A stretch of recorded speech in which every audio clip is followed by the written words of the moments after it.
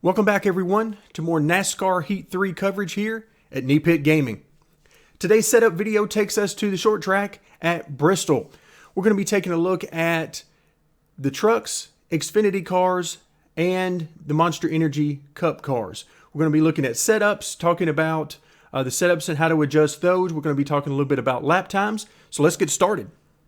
Before we get started into the discussion about lap times and setups, I want to let you guys know that all three of the setups I'm going to show you between the trucks, Xfinity, and the Cup cars, none of these do I consider overly aggressive.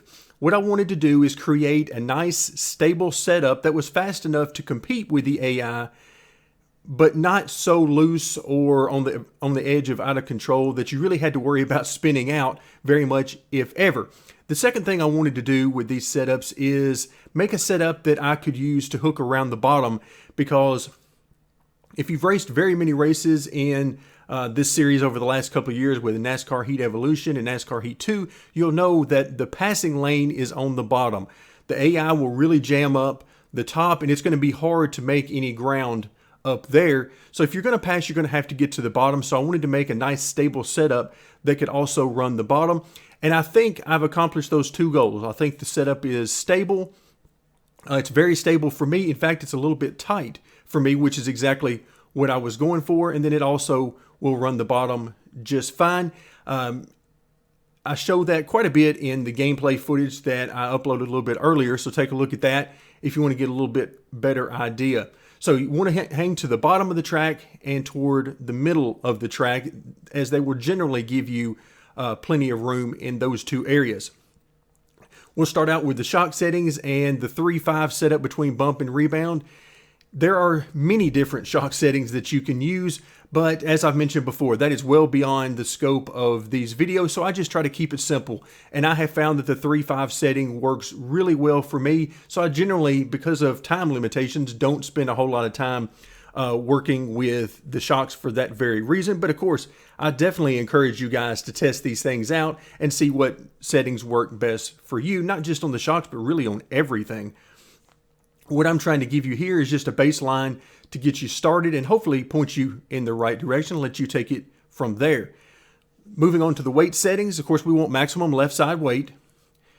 Nose weight and wedge are both chosen. Front weight mainly for entry. Make sure I can get into the corner without getting too loose or too tight. Wedge controls the speed of the rotation of the car. So if I want the car to rotate a little bit quicker, then I'll reduce the wedge number. If I need a little bit more stability out of the car, it wants to get really loose on entry or middle of the corner, something like that, then sometimes I will increase the wedge just to add a little bit of stability there.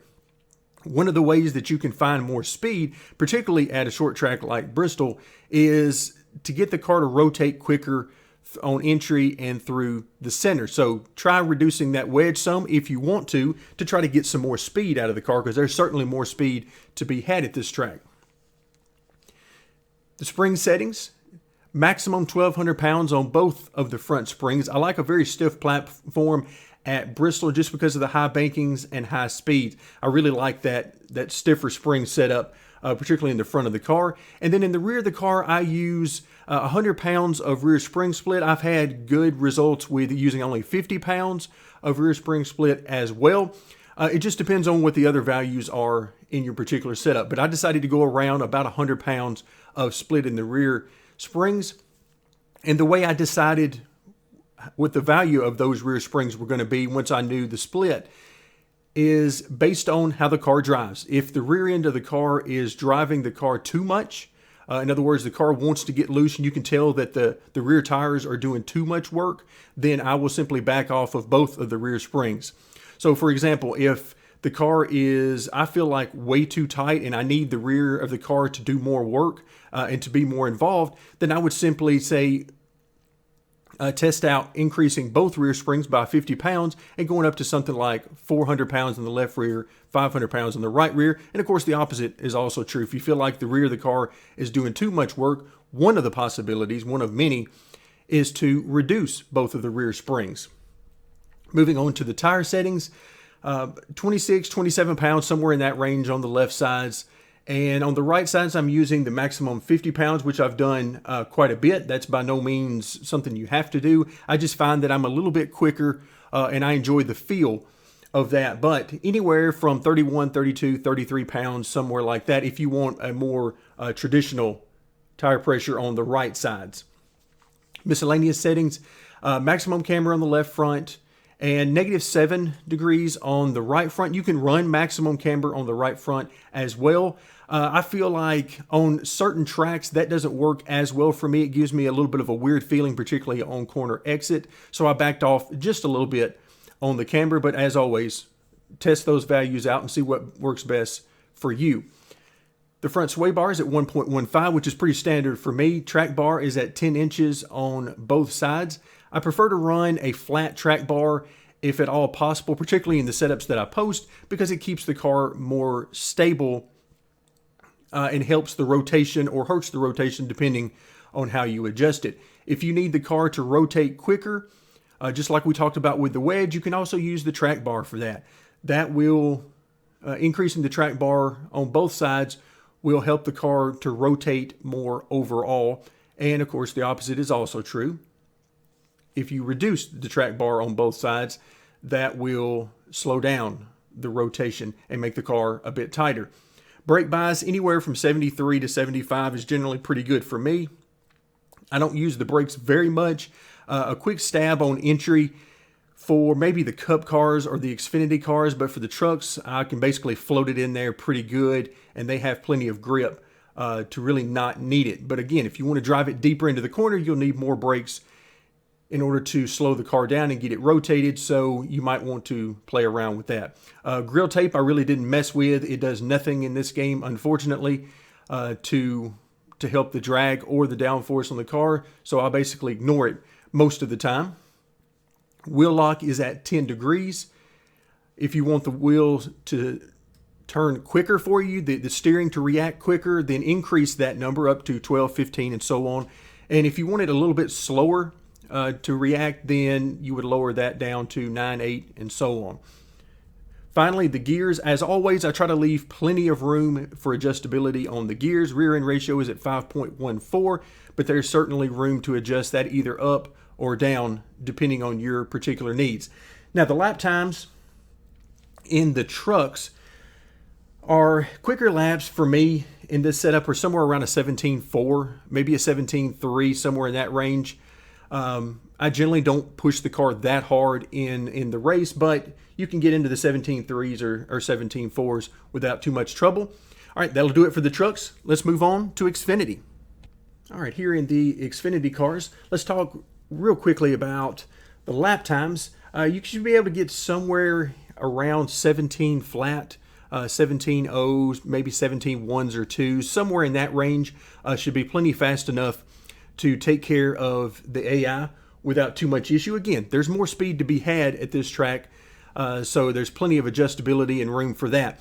As far as the setup for the Xfinity cars, as I've mentioned in previous videos for other tracks, the trucks and the Xfinity cars drive very similar to me. The lap times are certainly different, but the drive and the way they handle is very similar. In fact, a lot of times I find that the Xfinity car actually drives easier for me and has a better feel than the trucks do. In this case, I'm using nearly an identical setup to what we saw in the trucks. The one change that I will show you here is the tire settings. As I mentioned in the trucks, even though I'm using 50 pounds, that doesn't necessarily mean that that's the only thing that I ever use. Here I'm using, in the Xfinity cars, 32 pounds on both of the right sides, but as always, there is plenty of adjustability there. The other change is a little bit different gear at 5.0, but as always, there's plenty of room for adjustability there, just depending on how many RPMs and how aggressive you really want to be with that. That'll do it for the Xfinity cars. Let's move on to Cup. For the Cup cars, let's start off real quick and talk about some lap times. My quicker laps in this particular setup are somewhere in the 16.7, 16.8 range, and that's generally plenty to outrun the AI. In fact, you won't even have to run over a long race. You won't even have to run that fast each lap. As you saw in the gameplay video that I posted, I backed off and didn't even need to run quite 16.7s or 8s in order to stay ahead of them. As far as differences in the setup between the Cup cars and both the trucks and the Xfinity Series that we saw earlier, the biggest thing that I wanted to do here is I wanted to tighten the car up a little bit. You've got a lot more horsepower here than the other two series, and the car generally handles a lot more on the free side and tends to rotate very quickly. So I wanted to back off the rear springs. You can see I still kept that 100 pounds of rear spring split, but I lowered both of the rear springs by 50 pounds to get to 300 and 400 instead of 350 and 450. Also, I adjusted the tires a little bit. Not a huge deal though. 32 pounds on the right front, 31 pounds on the right rear. Again, dropping that right rear just a little bit to try to gain a little bit more traction on corner exit. And also I decided to mix things up and go with the maximum right front camber here in the Cup cars. But as I've mentioned before, that is certainly something that you can play around with. Going down to the -7 or even -5 or so on will work just fine here. Track bar is at 10 inches as I've used in the others. Gear settings, I am at 4.86, a little bit higher gear, lower number, higher gear, and that enables me to turn just a little bit fewer RPMs. But as I mentioned for the other two cars, there is plenty of room for adjustment if you want to turn fewer or higher number of RPMs, depending on how you want the car to drive. So that's going to do it for Bristol. Hopefully you've enjoyed it. Hopefully you've gotten something interesting out of it that you can use in your own setups. So thank you very much for joining me, and stay tuned for more NASCAR Heat 3 coverage here at Knee Pit Gaming.